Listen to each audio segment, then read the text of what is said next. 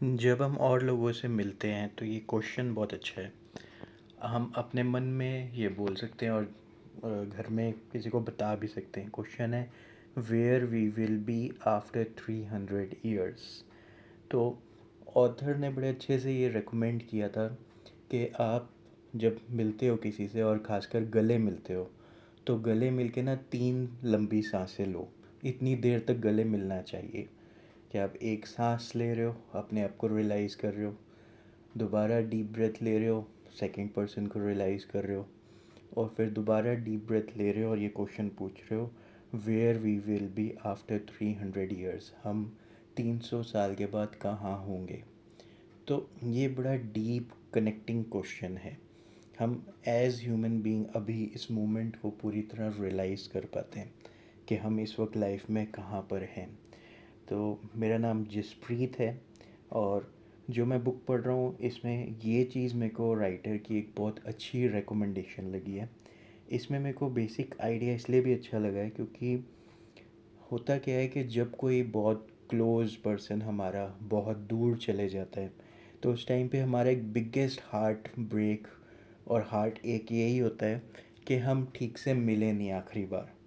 और हम जब सबसे जब ऐसे ही मिलते हैं, खासकर अपने घर में लोगों से डीपली, ठीक है, कम से कम 3 डीप ब्रेथ जितना डीपली, तो उस मोमेंट में हम काफ़ी डीपली कनेक्ट कर पाते हैं।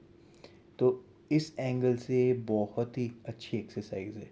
और जब हम किसी को देख के रियलाइज़ करते हैं मिलते ही कि आज से 300 साल के बाद हम कहाँ होंगे, तो बड़ी एक डीप लाइफ के साथ कनेक्टेडनेस हम फील कर पाते हैं उसी पॉइंट ऑफ टाइम पे।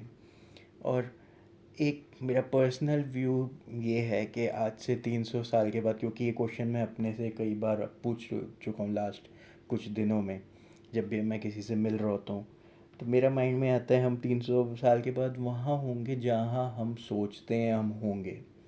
तो 300 साल के बाद जो हम सोच रहे होंगे वहीं कहीं वैसा ही कुछ हो रहा होगा। जैसे कि एक राइटर ने लिखा कि बर्ड्स के पास जो विंग्स होते हैं वो इसलिए नहीं होते कि वो उड़ सकें, बल्कि क्योंकि बर्ड्स उड़ना चाहती हैं इसलिए उनके पास विंग्स होते हैं। तो हम थिंकिंग में क्रिएट करते जा रहे हैं लाइफ को, क्या होना चाहिए कैसे होना चाहिए, और फिर वो टेक प्लेस होता जा रहा है। और फिर मैं ही थिंकिंग में कुछ लूप्स चला देता हूँ कि मेरे को इन पॉइंट्स के बारे में दोबारा दोबारा नहीं सोचना है, तो इसलिए वो चीज़ें लूप में रिपीट होने लग जाती हैं।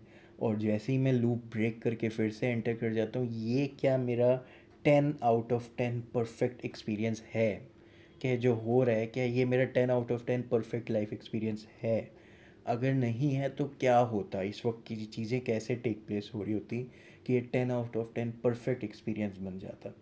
तो ऐसे करने की वजह से मेरे 10 आउट ऑफ 10 लाइफ एक्सपीरियंसेस और रिजल्ट्स आने लग जाते हैं और चीज़ें बहुत मज़ेदार हो जाती हैं। अगर आपको इस टॉपिक पे मेरे से बात करनी है, कुछ क्लैरिटी चाहिए, मैं ये चाहूँगा हम नॉर्मली आप कभी भी उठ के मेरे को व्हाट्सएप कर सकते हो कि हम बात करें, मैं अपने दूसरे नंबर से आपको कॉल बैक कर लूँगा और क्विकली हम सीधा मुद्दे की बात कर सकते हैं। आपको मेरा बैकग्राउंड जानने की ज़रूरत नहीं है, मेरे को आपका बैकग्राउंड जानने की ज़रूरत नहीं है। डायरेक्टली मुद्दे की बात करेंगे और कॉल डिस्कनेक्ट हो जाएगी। तो ऐसे हम कभी भी बात कर सकते हैं। तो ये कुछ चीज़ें और ये क्वेश्चन अपने आप में बड़ा इंटरेस्टिंग है कि हम आज से 300 साल के बाद कहाँ होंगे। All the best. Thank you. Bye bye.